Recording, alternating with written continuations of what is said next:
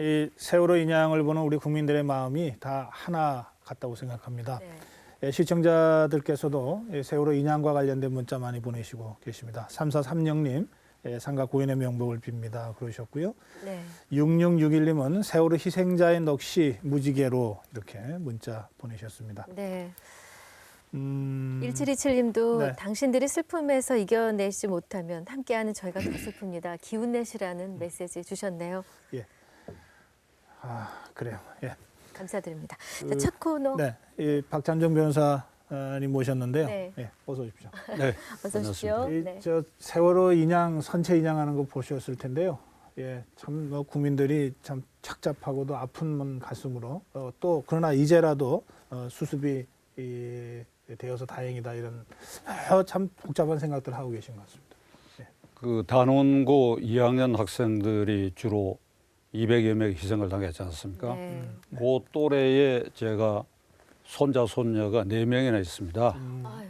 그래서 그 부모의 심정이 돼가지고 마지막 물이 차오르는 순간에 실시간으로 핸드폰에 예. 문자 보낸 거. 글쎄 말이에요. 예. 그런 걸 생각해 보면 이게 정말 참담하고 누구든지 그 손자나 손녀 또는 아들 딸이라고 생각했을 때는 이 사태를 그냥 대수롭게 넘길 수가 없는 네. 어떤 행동이 크게 교훈으로 삼아야 할 사태다. 그래서 뭐 최선을 다해 가지고 이렇게 배를 인양했으니까 이후 아까 고성고 행카가 말씀하신 것처럼 그 세 가지 방향에서 네. 잘 처리되어 교훈을 얻어야 될 것이다 이렇게 생각합니다. 네. 네. 알겠습니다. 자, 이제 박찬정 변호사 오랜만에 모시고 이 전국 전반에 대한 상황을 좀 말씀을 듣고 싶은데요. 네.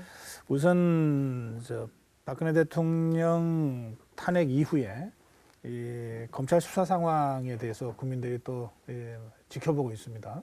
그 검찰 출두해서 조사받는 그 전후 모습을 변호사님 어떻게 보셨는지요? 그래서 저는 박 대통령이 그 출두하면서 대국민 메시지 발언을 네. 하늘과 땅과 사람의 심금을 울리는 것으로 이렇게 해 주시면 어떻겠는가 네. 예. 이런 개인적인 바람이 있으면서도 네. 성정상 그렇게 못할 것이다. 이렇게 해서 그 출두 2시간 전에 어떤 그 팟캐스트 라디오하고 네. 이렇게 인터뷰를 하면서 네. 2시간 뒤의 일이지만은 아마도 알맹이를 별로 기대할 수 없을 것이다. 그런데 그 이상하게 제가 말한 대로 예측이 맞아버렸는데 네. 저로서는 굉장히 안타깝고 이 구속 불구속 문제와 연관해서도 네. 좀 그랬더라면 하는 아쉬움이 있습니다. 그렇군요. 뭔가 좀 더 진정성 있는 또 국민들 앞에 머리를 제대로 숙이는 이런 모습이었으면 하는 바람이 있었다는 거죠. 근데 사실 그런 그 수사 태도라 그럴까 또는 국민 앞에서는 그 태도가 구속 여부에도 영향을 줍니까? 이 경우에 예. 그 줄 수 있다고 봅니다. 그 지금 검찰총장 말로서 구속 불구속 문제는 법과 네. 원칙에 따라서 결정하겠다. 네. 이렇게 얘기하고 있지 않습니까? 네. 그 경우에 법은 형사소송법이고 원칙은 형사소송법을 운용해 오는 이 관행적인 어떤 원칙이 예. 검찰에 정립된 게 있습니다. 네. 그 법과 원칙에 견주어 보면 박근혜 전 대통령에 대해서 구속은 불가피하다.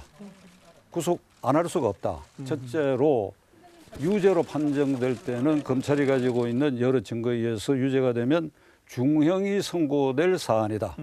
형량이 굉장히 높은 중형이 선고될 사안이다. 네. 둘째로 증거인멸의 우려가 있다. 증거인멸 우려라고 하는 것은 13가지 혐의 사실에 대해서 이 박 대통령이 깡그리 부인을 했단 말이죠. 아. 네.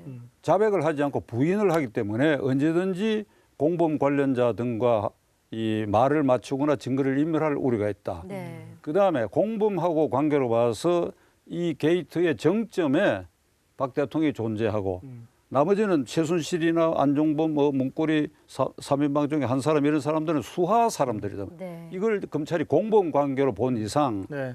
이 하위 공범들은 이미 구속이 돼 있다. 네, 그럼 네. 이 균형상 문제로도 이건 불가피하다. 네. 그다음에 특검과 검찰의 소환 요구에 계속 불응했다.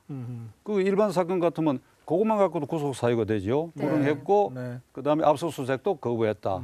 이렇게 봤을 때 형사소법 원칙과 검찰이 축적되는 오랜 관행에 따른 법률로 비춰봐서 네. 이건 구속이 불가피하다.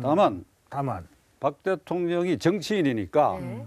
검찰 청사 외의 여건을 이렇게 검찰도 고려할 수도 있겠지요. 네. 그런데 박 대통령이 속했던 여당은 지금 바른정당 이렇게 예. 떠나갔지만은 자유한국당과 바른당은 불구속을 주장하고 있고 야당은 예를 들면 이재명 후보는 아주 구속 수사라는 용어를 쓰지만은 그런데요. 문재인 잠깐만요. 박근혜 전 대통령이 전직 대통령으로서의 특수성은 있지만 지금 조금 전에 정치인이라고 그러셨잖아요. 정치인은 이제 아니지 않나요? 아니 그래도 지금 정치인이라고 할 수 있지요. 저를 볼 때 고 박사가 어떻게 생각하십니까? 변호사님. 국회의원 5번 했으니까. 그리고 자관 패널. 아직은 그 개념에 들어가는데 자관 예. 야당도 대체로는 이 법과 원칙이라고 얘기를 하는데 섣불리 불구속하자 이 소리를 못 하고 있거든요. 그다음에 국제 관계를 고려해 봐야 되죠. 네. 출두 자체에서 이제 주요한 그 미국, 일본, 중국의 언론들이 실시간으로 보도를 했고 그러면 우리 국내의 오나침 어느 조간신문에 농객도 그런 글을 쓴 걸 제가 읽었습니다만은 굳이 전직 대통령을 포성줄에 묶어 가지고 박 대통령 구속된다고 해서 포성줄에 묶어서 법정에 오라가 하지는 않겠지요. 그러나 구속됐다 하면 이게 또 한번 국제적으로 이 충격을 주고 국격을 훼손하는 거 아니냐라고 하는 이론이 있는가 하면 거꾸로 네. 대한민국은 이제 비로소 민주국가로 법치주의를 축적해가는 어떤 모범국가로 이렇게 격상되고 있다라고 하는 이미지를 줄 수도 있다. 전직 대통령이라도 죄를 지었으면 벌을 받는다고 하는 것을 법치를 세웠다는 의미에서 오히려 높게 평가받을 수도 있다. 양 측면이 같이 있다. 예. 그런 걸 여러 가지 고려해봤을 때 검찰도 이게 복잡하니까 알겠습니다. 네. 법과 원칙에 따라야 되다. 다만 불구속으로 갈 수 있는 유일한 길은 박근혜 대통령 자신에게 있어요. 그 아까 모두에 말씀드린 것처럼 몇 차례 기회를 놓쳤는데 지금이라도 대국민 성명을 발표하든지 하는 과정을 통해서 아주 감동적인 말로 이 결과에 대해서 모든 것이 나의 책임이 있다. 이렇게 해서 구속해야 된다라고 주장했던 그런 느낌을 갖고 있던 국민들에게도 저 정도면 알겠습니다. 예. 굳이 구속해서 뭐 재판받게 할 필요가 있느냐라고 하는 여론이 일어나는 것 이런 것은 검찰이 알겠습니다. 법과 예. 원칙을 고수하더라도 네. 그게 변형이 될 수 있는데 하나 기준이 있어요. 그러니까 지금 대통령 하기 나름이다. 박근혜 전 대통령 하기 나름이다라고 하는 대목과 관련해서는 그런데 검찰 출두 날 그런 면에서 좀 미진했다. 이제 그렇게 지금 평가하시는 거죠? 근데 지금도 기회가 있다. 지금도 예. 지금도 그게 뭐 기자회견을 통해서 발표할 수도 있는데 네. 이게 하나 기준은 우리나라에서 찾을 게 아니고 미국의 경우에 98년에 빌 클린턴 대통령이 레윈스키 성추문 사건과 관련해 갖고 상원에 이 근데- 탄핵이 그 예정돼 있었거든요. 근데 특별검사 조사를 받았어. 이거 예. 우리나라하고 비슷하게. 네. 그 조사 과정에 4시간 동안 텔레비전으로 실시간 중계되는 조사 과정에서 모든 것을 이실직고를 했어요. 그렇기 때문에 국민들이 저만 하면 용서해주자. 용서해야 된다. 이래서 탄핵도 부결됐고 특별검사 수사 결과도 네. 이래서 우리말로 하면 불기소 처벌해야 됩니다. 이게 하나 알겠습니다. 외국에 설립 모델이 될 수 있다 이거죠. 지금 제가 변호사님 말씀 들으면서 이렇게 중간에 이제 질문도 드리고 또 좀 빨리 좀 마무리해달라고 말씀드리잖아요. 이 질문 드려야 될 게 더 많아서 그렇거든요.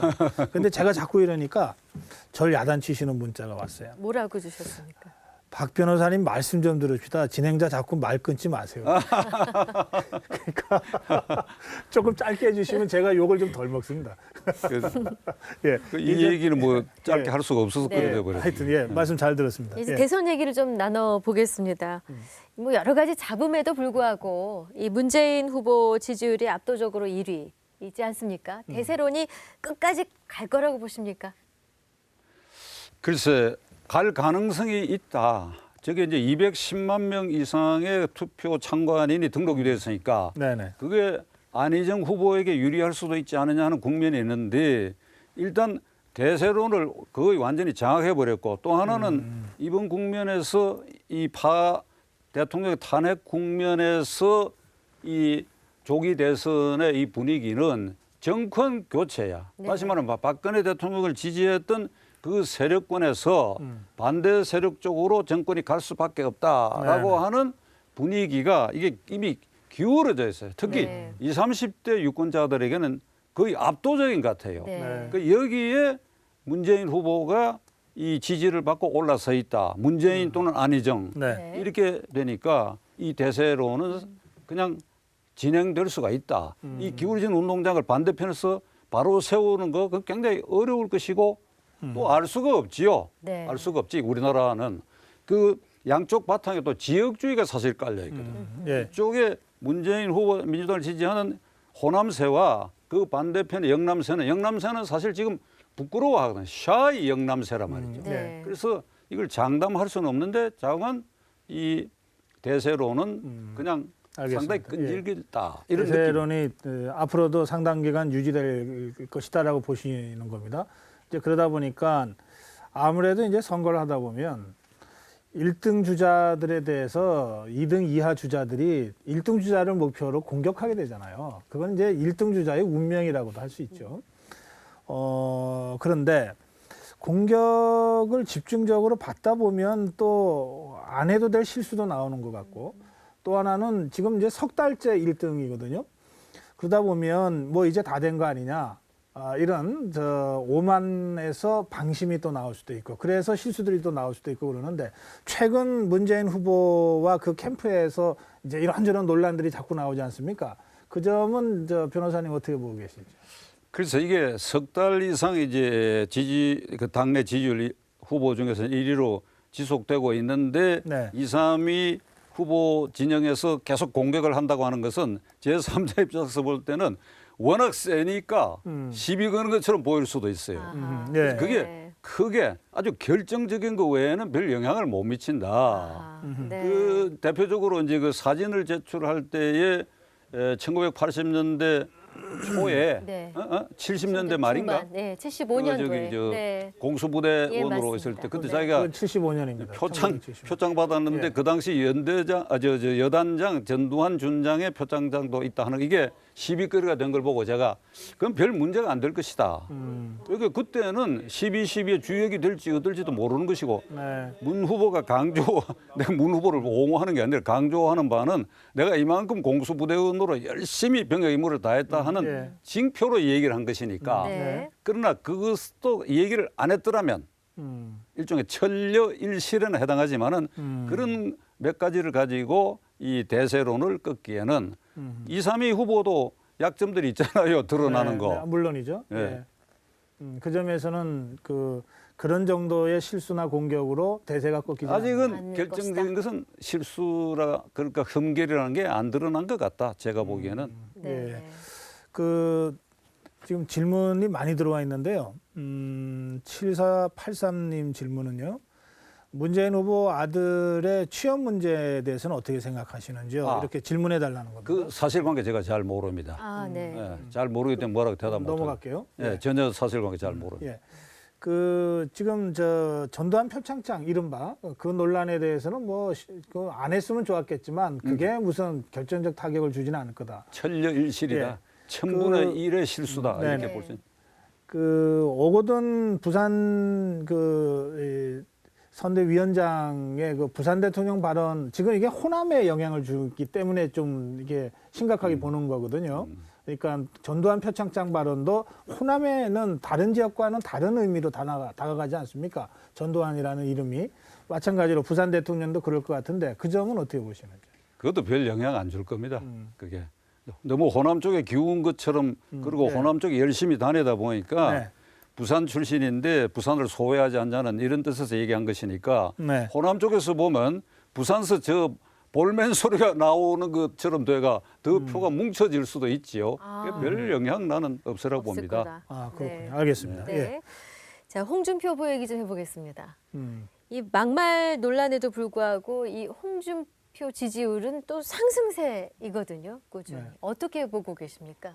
아까 말씀드린 것처럼 shy, 네. 부끄러운 영남세 과거에 박 대통령 지지하거나 중간 영역에서 지지했던 사람들이 드러내놓고 여기에 야당, 민주당에 대항할 만한 마땅한 후보가 없다라고 생각하던 사람이 네. 돌출적으로 나타나니까 아하. 그게 관심을 가질 수 있고 아 어쩌면 상당히 육박할지도 모르겠다 이런 생각을 하기 때문에 네. 막말 또 일부에서는 폭언 앞뒤 맞지 않는 비약적 발언에도 불구하고 나머지 사람들이 펑퍼짐하니까 펑퍼짐하고 평탄해 보이니까 그러니까 주목을 받는데 저것이 어느 수준까지 갈는지는 좀 더 지켜봐야 되는데 네. 저기 홍 지사의 그 발언에는 몇 가지 문제점이 있어요.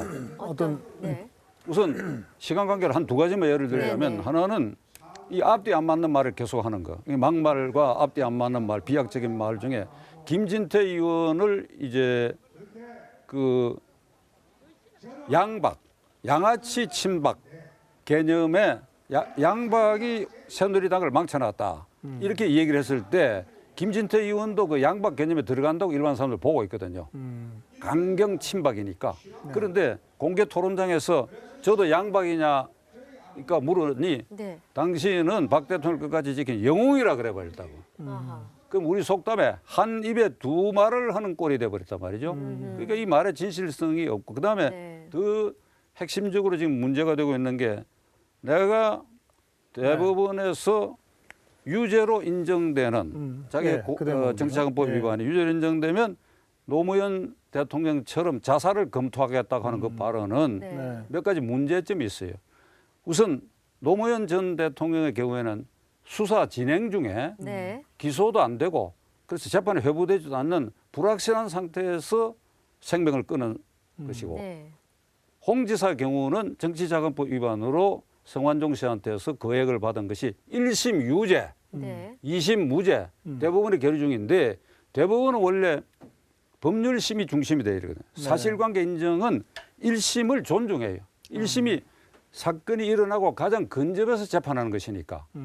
그러면 대법원에서 1심을 존중하면 이게 뒤집힐 수도 있는 그런 사건이잖아요. 네. 자기는 지금 발등에 불이 떨어져 있는데 그런 사람이 불확실했고 기소도 안 된 전직 대통령하고 견주어서 나도 자살을 검토하겠다 하는 것은 사자 명예훼손이 될 수도 있고 그걸 네. 문제 삼으면 그리고 이걸 대법원을 겁박하는 압박강하는 말로도 볼 수 있다. 알겠습니다. 예.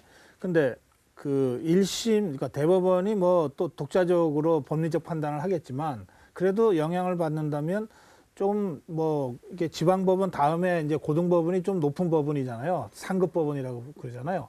아, 그런데 실제로는 이게 그 지방법원의 판결에 더 영향을 받습니까? 그렇죠. 사실관계. 사실관계는 범죄 혐의가 발생한 시점에서 가장 가까운 시일에 아하. 재판을 받았다. 그렇군요. 이게 예. 사실관계가 존중되기 때문에 저 재판의 결과는 알 수가 없고 알겠습니다. 예. 그런 사람이 대통령 후보에 나와서 가령 지지율이 올라간다고 하는 것은 나 좀 외람된 얘기고 홍 지사 뭐 처음 국회의원 될 때 제가 열심히 선거운동도 해주고 다 후배고 그런데 예. 이게 우리나라 법치인식이 말이지 이 수준이어서 난 안 된다고 생각해요. 아무리 이 자유한국당에서 마땅한 사람을 못 구한다 하더라도 이 사람을 말이지 부추겨갖고 하는 거 이것은 이게 탄핵 국면에서 말이지 한국의 법치주의 그것이 시험대에 올라 있는데 말이지 이게 선진국 같으면 도저히 생각할 수 없는 일이다. 그러면 홍준표 후보의 대선 후보 출마 자체가 잘못됐다고 보시는 것 같습니다. 그렇죠. 지금 재판 대기 중에 있는 사람이 어떻게 나오고 이게 좀 또 하나 지나간 예로 이광재 민주당의 이광재 네. 강원도지사 후보도 네. 이게 2심에서 무슨 유죄인가 받고 대부분 계류 중에 확정이 안 됐단 말이죠. 그 네. 공천 받아가 나올 때 이 사람들이 정신 나간 사람들 아니야. 내가 사석에서 그랬어요. 옛날에. 옛날도 아니죠. 한 7, 8년밖에 안 됐잖아요. 그러니까 그때 얘기. 예. 그 대법원에서 유죄 확정돼 가지고 지사된 지 뭐 6개월 만에 보궐선거를 하게 만들었단 말이에요. 아하, 이게 예. 도대체 이게 그걸 용감하게 나오는 이광재 그 지사도 문제고 그런 사람도 공천해 가지고 대법원에다 대고 이거 무죄로 하라고 하는 그런 이게 법치 인식에 대해서 정말 이래서는 안 된다고 나는 생각합니다. 그러니까 나는 지금 이 자리에서 홍준표 지사만 나무라는 게 아니라 민주당도 나무라니까 내가. 네, 알겠습니다. 예. 저 탄핵 전에요. 박근혜 전 대통령에 대해서 탄핵이 인용될 경우에 그 친박 핵심들은 정계 은퇴해야 한다 이렇게 주장하신 적이 있습니다. 제가 했습니다. 예, 어떤 취지입니까? 그 정치적 책임을 져야지요. 이게 왜 탄핵이 이렇게 됐느냐 하는 걸 생각해 보면 네. 다른 거 다 제쳐두고 4.13 총선거에서 새누리당이 과반수 이상의 의석을 확보할 것이 확실시되어 있었거든요. 그런데 이 공천 파동은 뭔가 박 대통령이 그 전해에 유승민 등 일파들을 그 배신자로 낙인 찍고 속아내야 되겠다. 그게 발을 맞춰가지고 친박 핵심들이 거기에 공천 파동을 일으켰지 않습니까? 네. 파동을 일으켰기 때문에 수도권에서 적어도 30석 무난하게 당선될 수 있었던 사람들도 다 낙선해가지고 네. 과반수 이하의 의석을 확보하고 말이다. 네, 만약 이게 이단이겠죠. 예. 과반수 이상을 확보했다 그러면 우선 탄핵 결의가 안 되죠. 3분의 200명 이상 찬성에 미달하는데 야당인들 탄핵이라고 하는 것을 언감생심 생각을 했겠습니까? 네. 그러니까 이래서 자기들이 책임을 져야 돼요. 그 원인 행위는 뭐 최순실, 박근혜 대통령 다 책임다 하지만은 친박 의원들을 놓고 볼 때에 그대들이 이게 소수정파로 전락하게끔 만든 데는 정치적 책임이 있지요. 네. 무슨 낯으로 박 대통령을 찾아뵙니까? 이원직 던지고 각하제 정말 죽을 죄를 지었습니다 하고 삼성동에 가서 엎드려야지요. 그리고 호위무사 아닙니까? 그 지금도 호위무사 노릇을 하는데 왜 국회의원 신분을 가지고 국회에서 주는 세비를 가지고 살고 그 돈을 가 차 타고 다니면서 그것을 왜 호위무사 노릇을 해요? 이원직을 버리고 호위무사 노릇을 해야지. 그 옆에 텐트 치고 경호관 수도 모자라니까 그 호위무사를 해야 그게 당당한 거 아니냐 이 말이야. 그러면 사람들이 볼 때도 저거 진짜 의리의 사나이고 이거 책임을 지는가 보다 해가 네. 나머지 자유한국당이 충분히 소생할 수 있는 기회가 될 것이다 이거죠. 그게 죽치고 앉아가지고 계속 엄한 소리하고 삼성동 들락거리고 이게 국민 눈에 어떻게 보이느냐 이 말이야. 네. 그 핵심이 몇 명이나 되는 겁니까? 저 변호사님 생각으로는. 한 10여 명 되겠지, 10여 아니, 명. 바른정당에서는 그 최순실 부역 뭐 이래가지고서 8명의 의원을 공개적으로 거론한 적이 그랬죠. 있거든요. 네. 지금 대체로 그 사람들을 염두에 두시는 겁니까? 아니면 그렇죠. 그런데 좀 범위가 또 다른 겁니까? 그런데 이게 말이죠. 예. 이게 이제 예를 들면 TK 지역이 주로 많은데 무슨 짓을 해도 다음 선거에 나를 찍어줄 것이다. 이게 되먹지 않은 사고방식이야. 아하. 그러니까 지금 고 박사가 말하는 그런 국회의원들을 뽑은 지역구 유권자들 이 방송 보시면서 네. 낙선시키세요. 다음에. 그래야 우리 정치가 이게 진일보해 갈 거 아닙니까? 우리가 남이다. 남이가 이래가 다음에 나와도 나는 의리를 지켰습니다. 네. 우리는 의리의 고장 아닙니까? 이러면 이 정치가 어떻게 발전되겠느냐 이 말이야. 알겠습니다.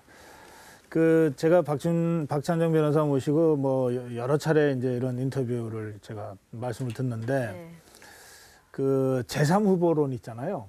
그 박찬정 변호사도 그런 제3 후보 중에 한 분이셨어요. 제가요? 예. 그렇게 말한 일이 없는데 제3 후보. 그런데 제1 후보가 아니면 안 해야 돼. 제3 후보는 3등인데 그거 지금 뭐 하면 뭐 아니 그런 뜻이 아니고 네. 여도 야도 아니고 예, 중도지향. 예. 지금 이제 빅텐트 뭐 이런 얘기 아닙니까?